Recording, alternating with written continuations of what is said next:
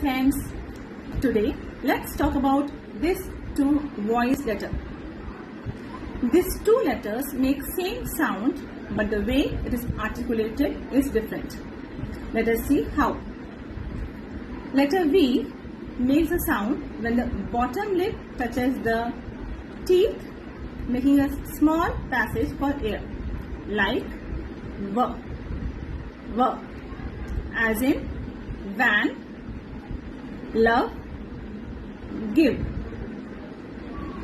Letter W is pronounced when we round our lips, giving it a space for the air to blow, like W, W, as in V, window, what.